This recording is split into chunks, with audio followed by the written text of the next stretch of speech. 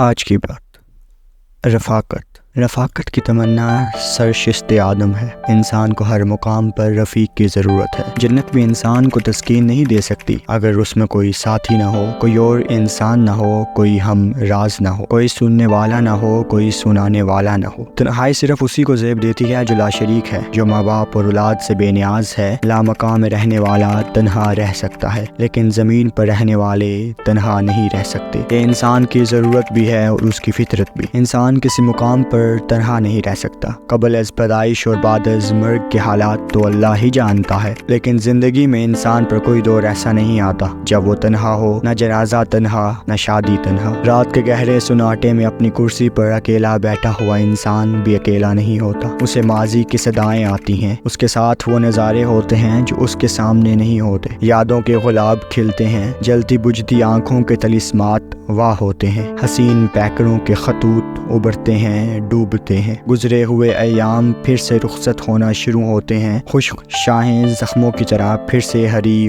ہو جاتی ہیں، اور اس سناٹے میں آوازیں ہی آوازیں آنی شروع ہوتی ہیں، اور یوں تنہائی میں تنہائی ممکن نہیں ہوتی۔ ہماری ہر صلاحیت رفاقت کی محتاج ہے، ہماری گویائی سماعت رفیق کی محتاج ہے، ہماری سماعت آواز دوست کی منتظر ہے، ہماری نگاہ دوست کے چہرے سے خوراک لیتی ہے، ہمارا چہرہ مرکز نگاہ یار ہوتا ہے، ہماری خوشیاں شرکت خبیب سے دو بالا ہوتی ہیں، اور ہمارے غم غسار کے تقرب سے کم ہوتے ہیں۔ ہمارا سفر ہمارے ہم سفر کی معیت سے بامانی اور پر رونق ہوتا ہے۔ وہ انسان جس نے رفیق سے وفا نہ کی کسی سے وفا نہیں کر سکتا، نہ دین سے، نہ خدا سے، نہ خود اپنے آپ سے۔ انتخاب رفیق سے پہلے تحقیق کر لینا جائز ہے، لیکن کسی کو دوست کہہ لینے کے بعد اسے کسی آزمائش سے گزارنا بددیانتی ہے۔ دوست کے ساتھ صرف ایک ہی سلوک روا ہے اور وہ وفا ہے۔ رفاقت قائم کرنے کے لیے انسان کو نہ ختم ہونے والا حوصلہ ملا ہے۔ رفاقتیں گردش حالات سے متاثر نہیں ہوتی۔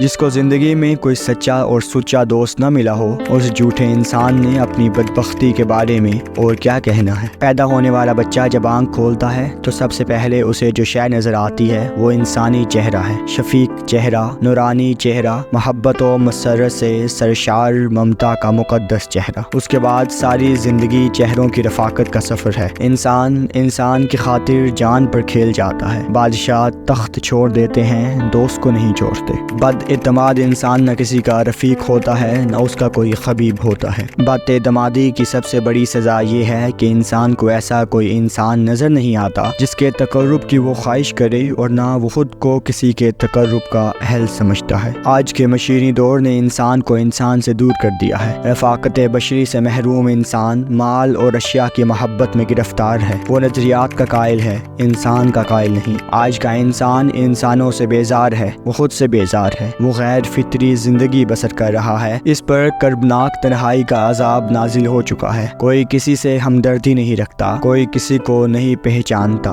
کوئی کسی کا بوجھ اٹھانے کو تیار نہیں۔ آج انسانوں کی بھیڑ میں ہر انسان اکیلا ہے، ایسے ہی جیسے ایک وسیع سمندر میں بے شمار جزیرے ایک دوسرے کے آس پاس لیکن ایک دوسرے سے ناشناس۔